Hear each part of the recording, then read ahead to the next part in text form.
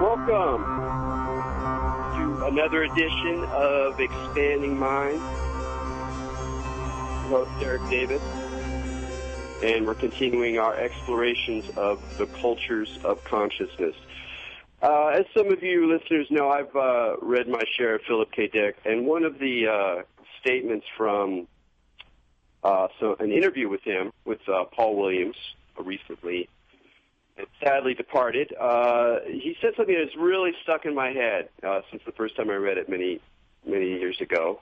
And he talked about how as our environment, our contemporary environment, becomes more and more alive, and by alive he meant sentient, he meant information processing with sensors and cameras and cybernetic mechanisms, as everything gets a little bit more intelligent, a little bit more lively, that paradoxically we begin to see our environment the way that ancient indigenous people saw their environment, as alive, as a kind of animist place where you're never really sure exactly who's lurking behind whatever given object is in the landscape. It's no longer the disenchanted world that we have come to been at least told is the nature of our existence today, when all the ghosts and demons and animal spirits have all been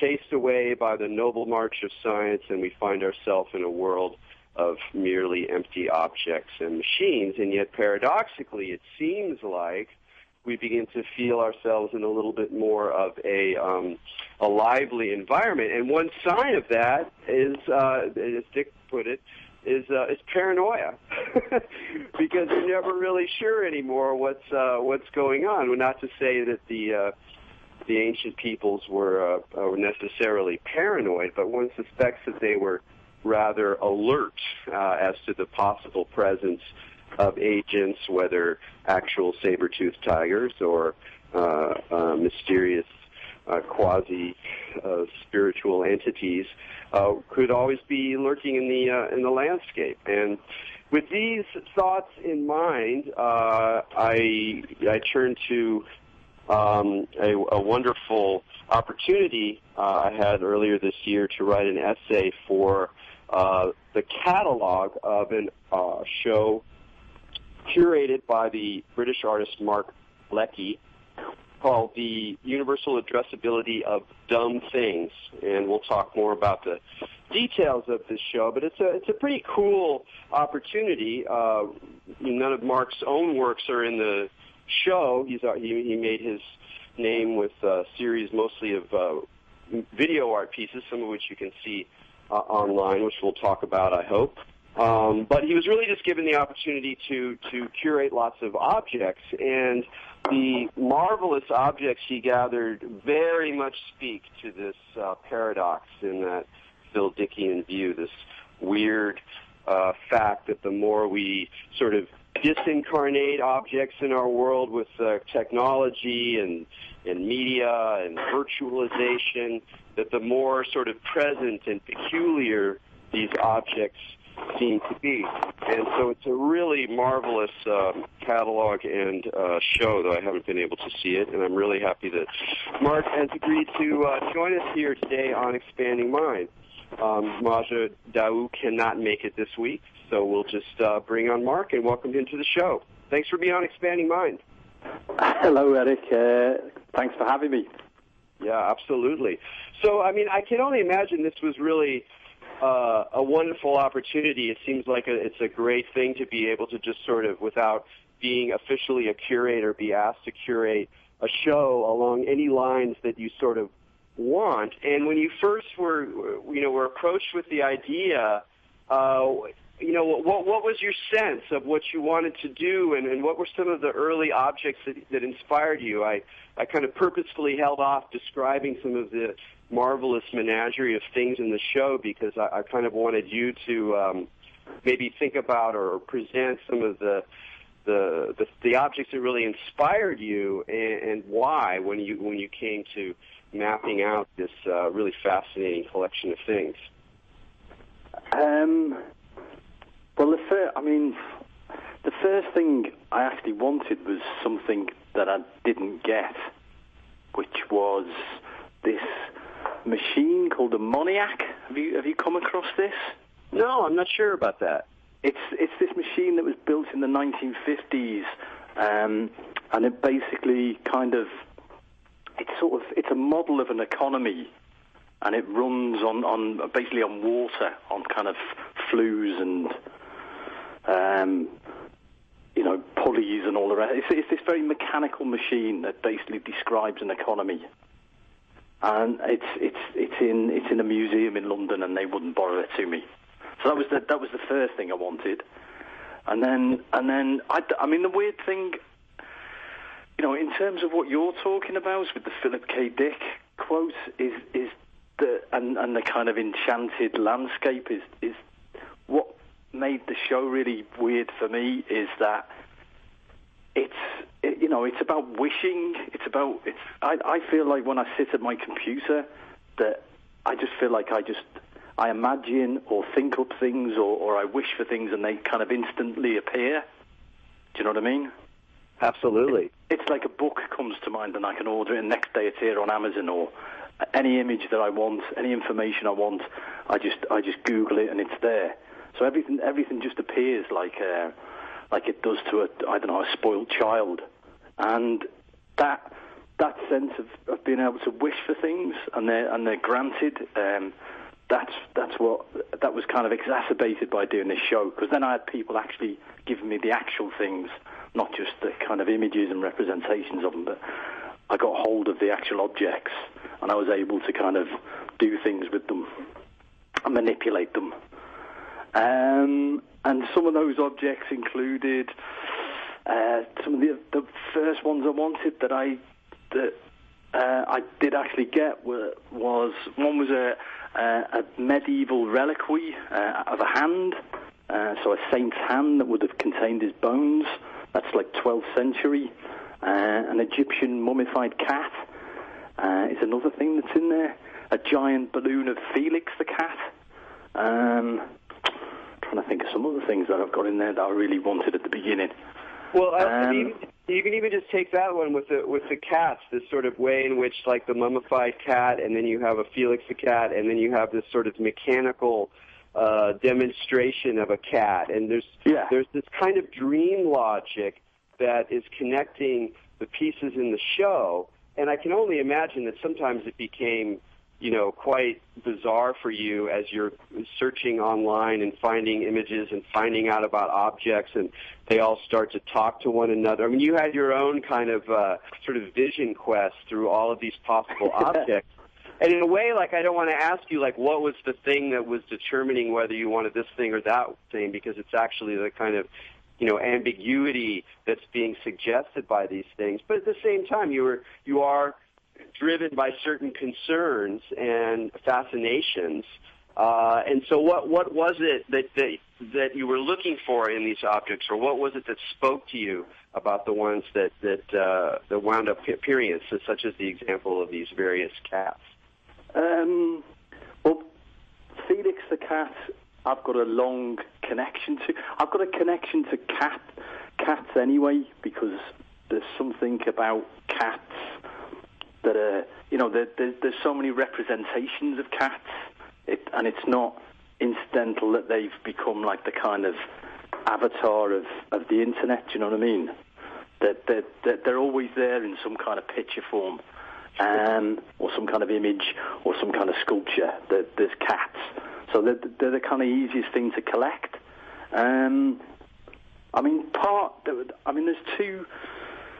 There's two sides to the way I was trying to select stuff for this show. One is that I wanted it to be kind of quite mechanical, like a kind of, I put in an image of a cat, and then I put that into Google Images, and you get like its nearest neighbour, something that looks like an equivalent, or something that looks like it. I wanted that kind of process, this quite mechanical process, but then, at the same time, I wanted just objects that I liked, that I desired, that I kind of wanted, So there's both. There's like this very mechanical process, but also this kind of just want kind of need to get hold. And the idea that in the end I could actually get hold of them and be in their presence was very exciting. So absolutely, there was things that I wanted to get close to, you know. But also just, I don't know, also just as an arrangement of an image. I mean, at the show, I made the show, it's full of objects, but I've kind of made the show so you look at it as a picture, because I kind of wanted it to, you know, I kind of mocked it up in Photoshop first, and I wanted it to keep that kind of collaged, photoshopped look, even though these objects are kind of real.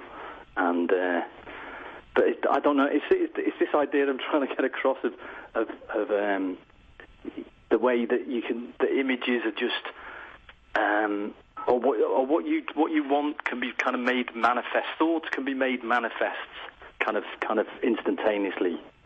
That's how I was trying to build the show. If that makes sense. Well, yeah, one of the things that reminded me of, of course, of an example that you no doubt thought about, but, we're also in some ways resisting is this idea of the Wunderkammer, of the Cabinet of Curiosities, which was kind of the proto-museum of the Renaissance, where people started to collect all of these different objects from, travels around the world. You'd have a narwhal tusk, and maybe it would belong to a unicorn, and you'd have these weird eggs, and then you'd have a small art object or a relic, like this sort of mishmash where things were not organized in the way that we have come to expect. Most museums are organized where we really walk in there, we know there's some kind of rational plan, there's some curator who's responsible for a certain zone, like Greek art or Renaissance painting, or calculating machines if you go into a science and technology museum. But there's this other way of organizing objects that the Wunderkammer suggests, but that you also bring forward, which is this more like, it's a dream-like way of associating things. So when you talked about how some of these objects were just things you desired, I really brought to mind the way that, in these sort of dream states, we move between things that appeal. And it may not be clear what the connections are, but there is a kind of a dream logic that's connecting them. And I think it's something we don't really, I'd really like to hear what you say about this, we don't really acknowledge so much as how much as we move into the Internet and as we, move with our desires through the Internet, finding connections, discovering objects, images, characters, histories, that on top of the fact that we're processing information, that we have rational goals, et cetera, we all know that. But on top of that, there's this weird dream connection that you were describing, where things are just made manifest, and so do you find yourself kind of dreaming through these networks of information and images? I guess it's a dreaming through. I don't know. Sometimes for me, it's something more. It's not disturbing, but it's and my level of comfort goes up and down. But there's something. All right, what really strikes me about what you're saying is that I don't understand, that I can't comprehend, is that it seems like I'm dreaming. My dreams and the kind of machine's dreams, or the logic of the machine and the logic of my dream, are getting. They seem kind of. What's the word I'm looking for? Kind of. They seem hand in hand. Yeah. I can't tell. It's like this feedback loop, and I can't tell what's manufacturing what. I don't know if it's the machine manufacturing the dreams, or the dreams are kind of making the machines become more kind of, these more irrational or something. But that's the thing that fascinates me about the internet, and that's kind of what I was trying to. I don't know. I just wanted that. I wanted to try and convey that in the show. This kind of weird mixture of like you say, this kind of this very rational, procedural kind of algorithms, but they're creating this kind of weird exuberance in kind of YouTube and all the rest of it. Yeah, I think that that comes through really well, and it makes me think of you mentioned in your introduction when you were wandering through all of these domains, getting possible objects. You put the material in these different categories, and one was man, another one was machine, and the third was animals, and we've already talked about cats and all that. And there's a lot to be said about those categories, but they seem really fundamental to where we are now. I mean, not so much in the big, we can have a big story about the development of technology in the modern world, or the ethical issues with animals and things like that. But I'm on a more basic level where we're like, if we're trying to figure out like, well, who we are.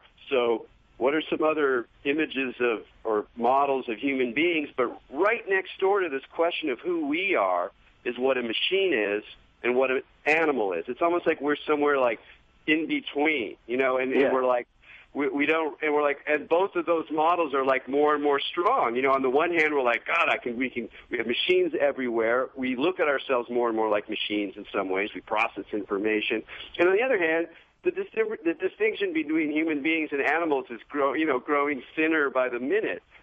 Yeah. So so what would you say after doing this kind of research? How have you come to see the way in which we understand ourselves in terms of the machine and in terms of the animal?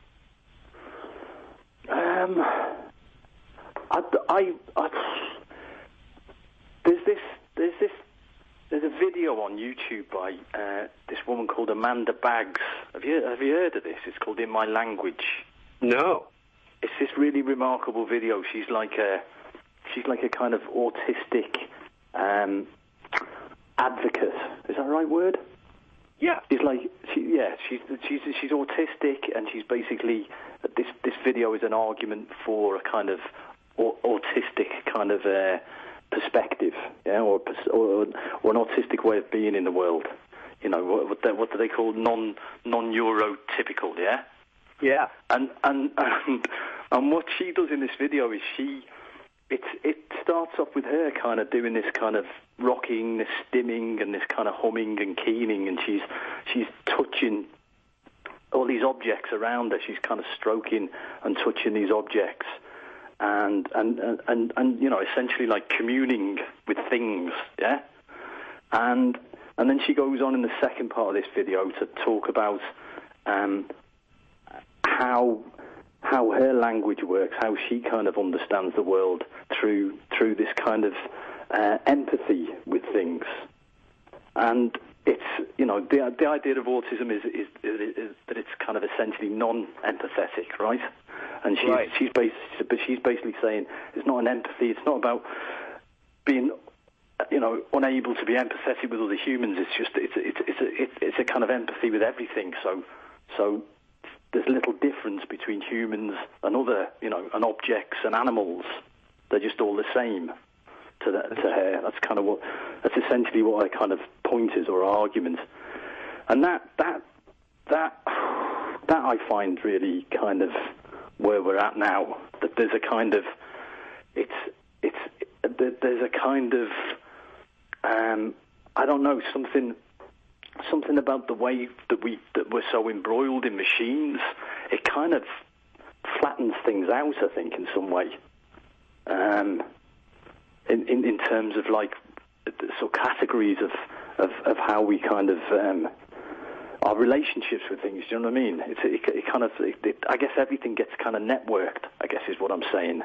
Yeah. And so less becomes about a hierarchy and becomes more about this kind of I don't know, I guess in the old days they would have called it rhizomic or something like that. But yeah, I think that that whole sense of flattening and network and those connections, it's all really key. I mean, the collapse of hierarchy, even the collapse of generational relationships. Like exactly. One of the things that happens in the family now is that, and they'll even use that same language. They'll say that like kids have more robust horizontal relationships. That means peer relationships that are mediated through technology, and there's more anxiety about the connection between the parents and the children, because the parents are going, oh my God, I don't speak this language, I don't even know how to, I'm not in this world, how do I communicate the values that I was raised up in? So there's this crisis or a parent crisis, because maybe it's actually something that needs to go, and that we're working our way to a different kind of being. But it's funny when you increasingly go, oh, well, I don't really know. I don't really have a hierarchy of values. What do I have? A whole bunch of really complicated relationships. Exactly. Yeah. And they become increasingly complex, and strange. Yeah, and I think that strangeness, that's where there's actually something serious to be said about this return of animism that Philip K. Dick was talking about. I mean, we can think about it sort of playfully because, the phone in our hand is talking back to us, and, the advanced house system knows when the milk is gone, so it's telling us, so there's just some kind of intelligence that's more and more in objects. But on a deeper level, it feels to me that the reason that human beings originally had such an animist view of the world is not because they were children or cognitively impaired or deluded or supernatural, but because it's a way to use your imagination to try to interface with this really complex network of things that you're totally dependent on. And so now we're in this other world where we're totally networked with all these complex things that we don't really understand. And it makes sense that we start to feel there's a kind of strangeness, a kind of weirdness, a kind of mystery even in these objects that I really think you capture pretty well. But talk a little bit more about animals as well. I mean, I was really interested in the way that animals figured in your collection of things. I mean, do you have cats? Do you have, did you grow up around animals? Do you have some sense about how your own experience and relationship to animals has changed? I had dogs and cats when I was young, but now I live in London, so they're quite distant. I mean, I wouldn't have an animal in London where I live. It wouldn't be fair. So no, I don't really have a relationship with animals anymore. I mean, I guess the reason why there were so many animals in the show is that I wanted it to be. I mean, you're talking about animism, but there was something in my head that might have been, ill-judged or misunderstood. But there's something also kind of medieval about this world that we're talking about, this kind of strangeness, where kind of, the sort of fabulous and the real, the sort of side by side coincide. So you have these kind of beasteries where there's greyhound, but it's next to a kind of griffin. That kind of. It seemed like there was an understanding in the world then that there was a coexistence between these two things, and they could coexist. And they both inhabited the same kind of sphere. They were from different realms, but you'd engage with both of them on a kind of daily basis. And that's how it feels like to me now, that we're sort of, we're in our everyday lives, but our everyday lives is also kind of surrounded by weird figures, weird kind of dreamed up, magical, monstrous figures that seem to be kind of, looming over us, or kind of we're kind of interacting with on a more kind of regular basis. There's a kind of it's a kind of surrealism. It's like a kind of surrealism made kind of flesh. Well, not flesh. See, there's the mistake. It's not flesh. It's made digital, but it's kind of there. It's present. It's there on your screens, in your face. It's surrounding you. This kind of strange, magical tapestry of kind of fantastic things. But at the same time, they're kind of ordinary. I mean, that's the thing where you get into that medieval mode is when you see the way that fantastic things figure, or in accounts of peasants who have visions, or that there's a sense it's like these things are they're numinous. There's something special about them, but they're also really just woven into to life. It's like no one's surprised that they're happening. Yeah, that's what I find kind of astonishing about them, and just the kind of I can never tell if it's me. When you were talking about generations before, but I taught to students, and I can't tell if my age, my generation, is kind of finds this harder to kind of grasp than youth do. Because it seems to me there's some weird kind of perceptual shift that goes on with this stuff as well. The way you understand, the way you understand reality. The way you understand, there's kind of objects in the show that are three-dimensional real objects with kind of mass and weight and volume and all the rest of it. But I put them next to 3D CGI objects, and I find it increasingly hard to tell the difference between the two. About tangibility, about... sometimes you see objects, and if you start to look at CAD images or, images of objects that are produced on computer initially before they're manufactured, and then you see some of these objects, you can almost see them as the models they, quote-unquote, originally were in the computer. And, with 3D printing coming down the line, when people will more and more be able to just sort of make three-dimensional objects out of images, designs, numerical descriptions, virtual objects, that line, which is already really wiggly, is going to break down all the more. But I think we're going to take a break here. Okay. Back and talk more. Just 1 second. You're listening to Expanding Mind with Erik Davis. We're talking with British artist Mark Leckey about his show, The Universal Addressability of Dumb Things. We'll be right back after this.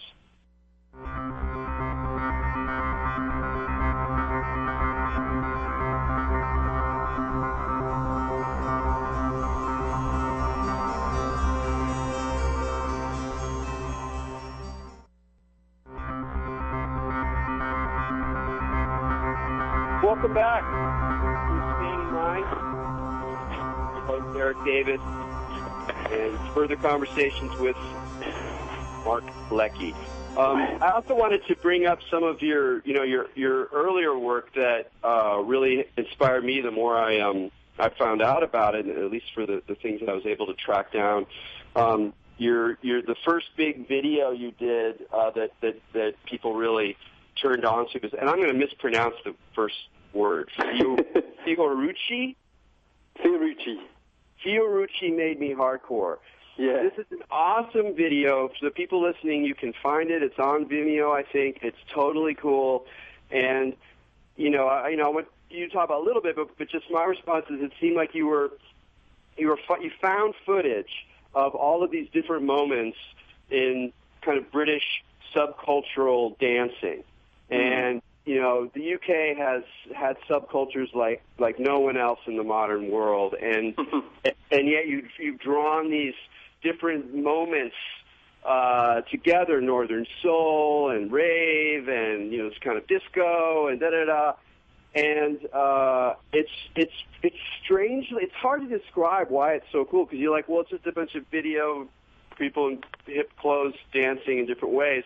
But somehow there's something about the way in which subculture creates a kind of space for transformation, for some sort of discovery, for some kind of brilliant escape that's collective, that really came through to me, because I've spent a lot of my time studying and thinking about subcultures and how they engage the modern world and how they keep certain things alive. So I really wanted to ask you about that, and like what experiences you had that came out that you came out of that led you to your interest in these scenes, and particularly in dancing. That's how I grew up. I grew up with that kind of with that music. I mean, there's a kind of, you know, there's a sort of continuum in British subcultures that is, I kind of starts with the mods back in the 60s, but it's kind of listening to sort of, you know, black R&B or just black music, you know, American black music, and that evolved from like I say, like R&B all the way through to like rave, where you were getting sort of, you know, Chicago, Detroit kind of house that kick-started all that stuff. So that's kind of what it was about, and that was my kind of music. I've never been into like guitar bands or whatever. I like dance music, and I like electronic dance music. And I've been living in America for a couple of years, and I got intensely nostalgic about Britain, and I came home, and for the first time, I made it in 1999, and at that time, you know, you could start to get hold of, I didn't have any money at that time, but you could start to get hold of, like, you know, I had a computer, I had a personal computer, I could get Premiere cheap, and, you know, I could make it. Before that, I would have had to go into an editing suite and do it sort of semi-professionally, but this way I could just do it as a kind of, just in my bedroom, which is kind of what happened with rave as well, is that that's how rave and hardcore came about, because kids were able to get hold of cheap sampling and kind of, you know, software. So it's the same kind of thing, really. It was kind of led by technology in a way, and I don't know, it was just an exercise. Basically, what I was trying to do was I was trying to exercise this nostalgia that was crippling me. It was just, it just become too much. I kind of, I was just overwhelmed by this kind of horrible feeling of kind of things missed, of things past, of things gone, and that I'd never have those moments back again. So it's you know, half the time in the video I was editing drunk, and you can hear me kind of half weeping in the background. It's quite a tragic film, really. Yeah, I mean, that's part of what maybe that explains partly why it's powerful for me, because even though it looks on some level just like a lot of people having a good time, you know, over time in interesting ways, there's this sweetness and longing in there that I think it's really powerful for people who have gone, especially people who have gone through, you know, intense subcultures, and they've had their moment, and then for whatever reason they get older, or even if they try to keep it going, it changes, and then they're in positions of power, and they're making their money off of the scene when before they were young. You know, I mean, it's really hard to have those kinds of moments, and then when they're gone and you're older, it's you know, there's nothing really like that. Especially the way that people come together, like the ease with which people can kind of embrace a collective possibility. That gets really hard. Yeah. You know, and so that comes through. I'm curious now, are you less nostalgic in general about things? Or is that part of your? Because there is a backwards-looking quality to your even the curated show as well, but at the same time, you're also really looking forward. So I'm kind of curious how much nostalgia sort of lurks about or motivates you. A lot, actually. Well, I'm always trying to kind of escape it, but I don't. I mean, you know, like I say, that Fiorucci was kind of technologically led in terms of that I could edit this footage quite easily, but also I think there's something about, you know, technology, the internet. It just, you know, it continually spews up, you know, images of the past, and you just feel ever more saturated and kind of you know, a good night for me is kind of sitting down with YouTube and a couple of glasses of whiskey. Do you know what I mean? And just indulging myself in kind of at least you know, in these past moments. So there's something, and I think something about the effect of that video is to do with it being video, is to do with the kind of quality of the VHS. It's quite all of it's basically VHS tape that I got transferred, but it's got this very kind of, it's like our Super 8, the way people used to use Super 8 to kind of conjure up kind of hazy, halcyon days. It's like VHS has got this quality of that instantly kind of triggers this kind of nostalgia, I think. So, it's again, I'd say, part of the reason I ended up doing this show that I've just done now is because of I didn't intend this with Fiorucci, but basically what it kind of revealed to me is the power of technology, of how images are produced, and how they affect us, how they affect me. I mean, I don't want to talk for anyone else, but they have this power over me. They're just, and this, like you were talking about before, that they have this potency. They're magical. They're so, they can do things to me in such a kind of, in such a powerful way. And I'm kind of held by them, and that's why I make work, because I'm kind of trying to, and half of me is trying to kind of wrestle out of their grasp in some ways. I want to go and live in I don't know. I want to escape them in some ways. I want to embrace trees and rocks and, live in the world, not in the world of kind of images. But I do. That's where I live. Yeah. I mean, there's something. Again, that's I really appreciate how direct you are about the sort of, seductive, enchanting, even kind of entrapping aspect of images. Because I think again we too often ignore how much under their sway we are, because it's comforting to admit that you are so easily swayed by any number of images from your past, from the history's past, beautiful bodies, terrors, dreams, desires, all of these things that we swim in, all the time. And like you say, it's increasingly different now with all of our devices mediating all these images. One thing that's been popping in my head throughout the whole conversation is the whole idea from Hermann Hesse's book Magister Ludi about the glass bead game. And yes, someone gave me that book, but I haven't read it. Sorry, carry on. I have to admit, I have not read the whole book. I've only really read the parts about the glass bead game, which are sort of like laced through the whole thing. And the idea is that it's sort of a science fiction. It's in the future. And basically, the idea that people have then is that cultural production, is kind of over. And so what you do as an intellectual, as a cultured person, is to kind of weave together in a creative way the residue, the objects, the images, the music, of the texts of the past.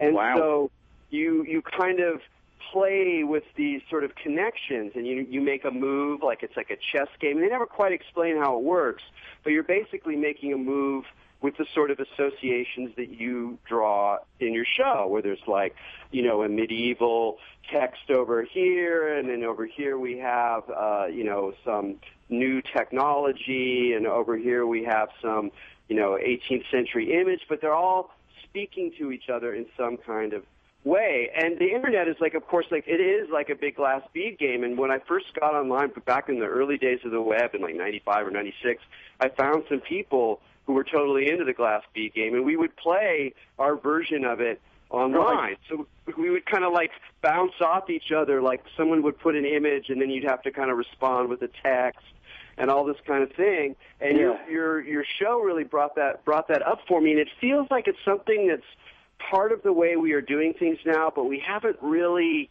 articulated it. We haven't really acknowledged how much we are weaving together these sort of mysterious games, which your show in a lot of ways feels like to me. Well, I mean, the other way. I mean, the other way I think of it is it's. I mean, that's really interesting. So what you're talking about, the glass bead game, is that it's just stuff. It's just everything just becomes this stuff that you can access and you can manipulate and you can do anything with, and it's. I mean, there's this. I might have come across this through you, actually. I don't know if this is one of your thoughts, but I came across, for some reason, I came across the word fungible. Yeah, about things having fungibility. You know, i.e., things can be exchanged for other things, and it just seemed that there's this kind of. I don't know that's what stuff is. It's just it doesn't. You know, its value is kind of, it's just in terms of its relationship, you know, its exchange and what you can, and I'm not explaining this very well. Do you see what I'm kind of trying to drive at? Or? Yeah, it seems like what it's again that same idea of the kind of horizontal plane, the network, where everything is sort of are kind of defined or established already in relationship to something else that it could become or replace or be replaced by or be overwritten by, and it's funny because it creates this sense like you were saying before about on the one hand we're drawn to all these images, we're drawn to all these phantasms that are mediated by technology, and then there's this strong, I feel it, incredibly strong desire to like get with the tree, commune with the rock, as if somehow by, and you have all these people who are doing urban gardening and who are doing crafting and who are figuring out how to fix their bike. There's a lot of people who are trying to like ground themselves by re-engaging with the world of material objects and sort of almost as a way to like hold like ballast to, as we get pulled into this virtual, labyrinth, and it's such a strange tension that because even when you try to grab that object, it kind of it's a little fungible. Yeah, exactly. It's that tree that was in the Terrence Malick film, isn't it? It's not the tree, but I mean this. All right, what I with the show, what I've continued the show into this other show. I've got this other show in Venice at the end of this month, and what I'm showing in Venice is I've filmed the show, the universal addressability of things. I've filmed it and I've scanned a lot of the objects. I've got a 3D scanner and I've scanned a lot of the objects, and I'm making this kind of, I don't know, sort of virtual version of the show that I'm going to show on screens in Venice. And part of this, I don't know, it was like this weird impulse that I had to kind of, once I can scan these, you scan with these 3D scanners, they again, it's this completely magical tool. You just pass this kind of wand over an object and it magically appears on the screen instantly and in real time. And then once you've got that, then you can do anything you want to it. It just becomes, like I say, it just becomes stuff that you can kind of, it's like those objects sit there and they've got their kind of integrity and their kind of wholesomeness, and you can just pervert them. And that kind of logic, I'm allowing myself to go with it, but I find it very terrifying that I can just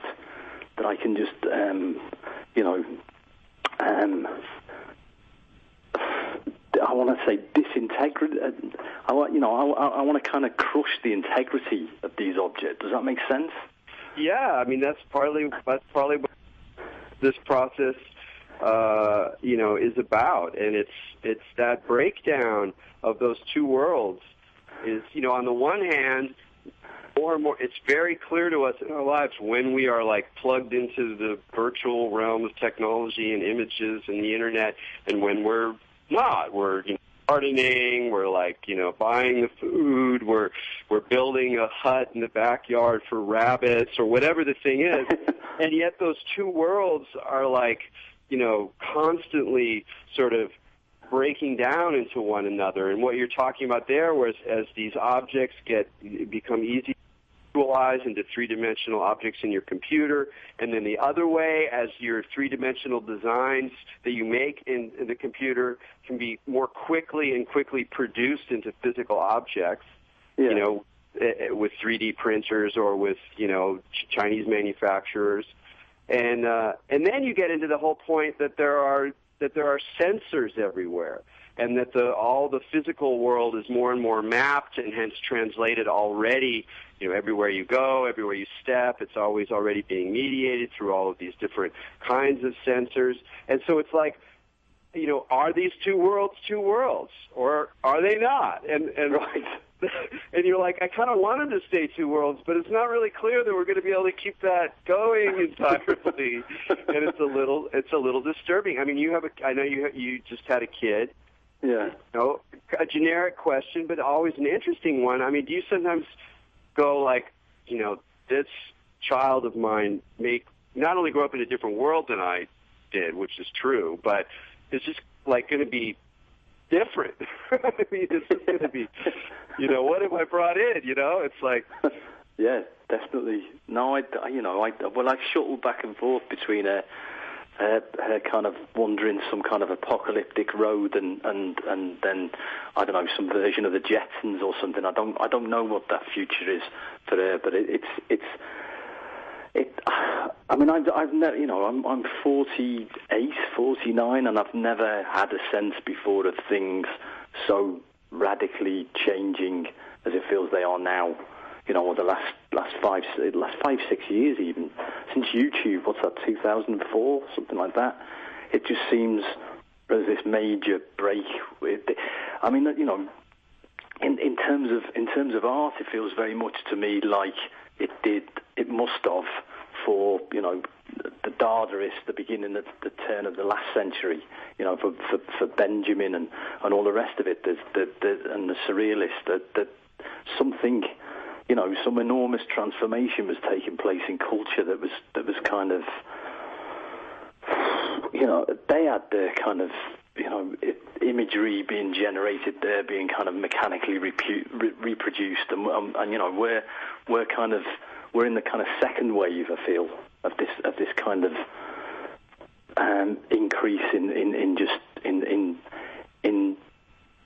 changing the way we perceive the world. You know, the way we deal with stuff, the way we kind of you know, the way we understand our relationship to things. You know, it feels huge to me. So I don't know what world my daughter's going to live into.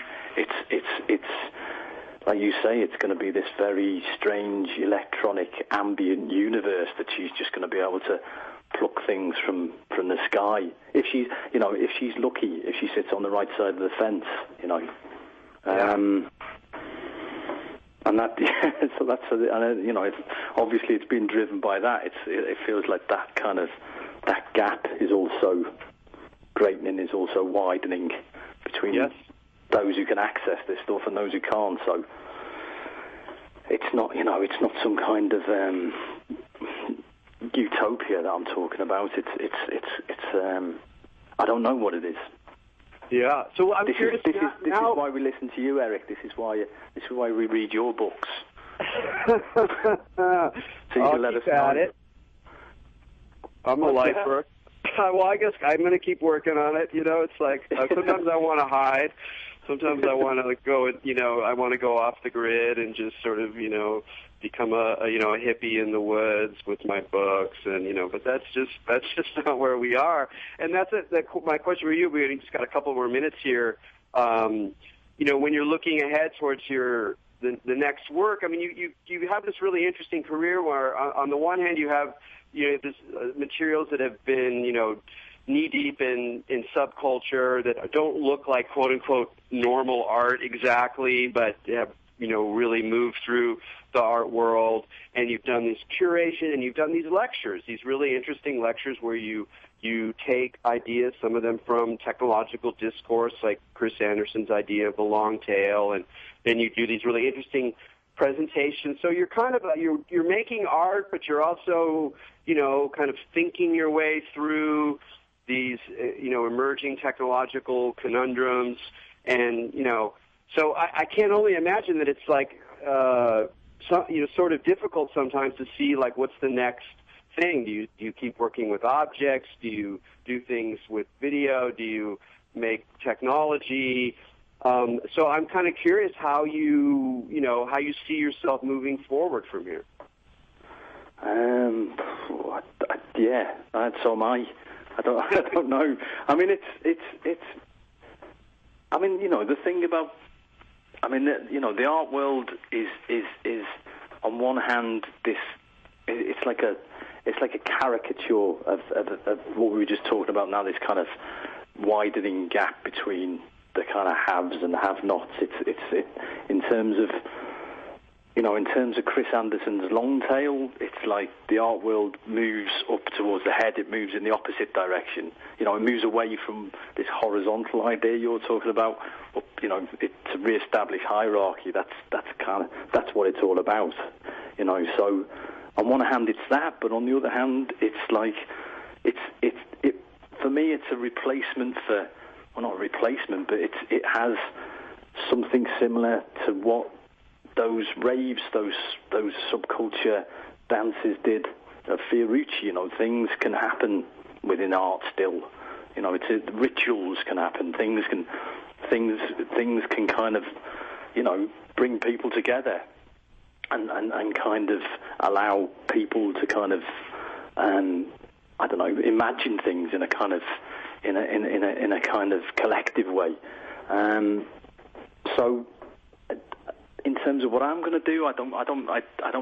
That's all I see is that art is a space to make these things. That it's a potential space for these things to happen, and so that's.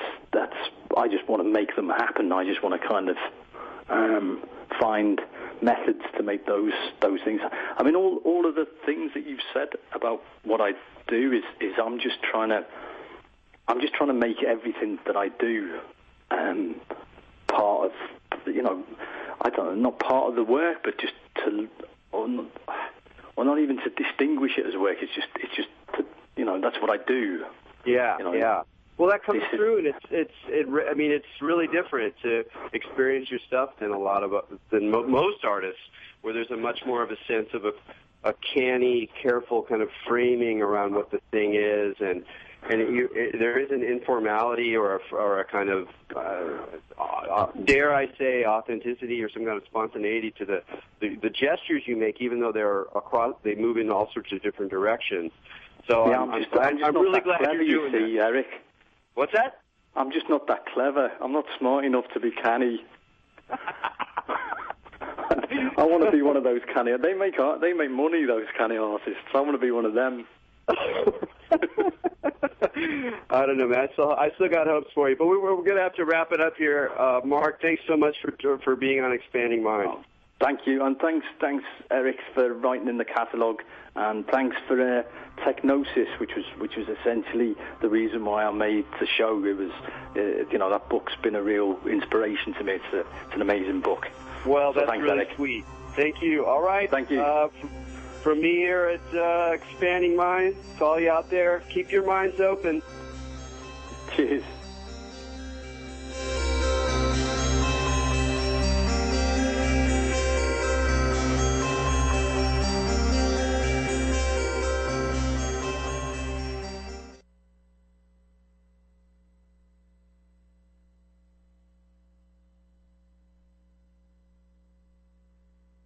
Absolutely. Well, I'll talk with you soon, Joe. Thanks so much.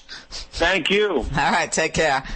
Bye. Joe Anthony, planetswithin.com. Now, tomorrow I will be back. No need for me to reschedule. I'll be back with the news, and as usual, there's going to be plenty of it. I want to thank you for supporting the show, for your donations, your subscriptions, and telling other people about it. See you guys tomorrow. Thank you for listening and supporting the Maria Show.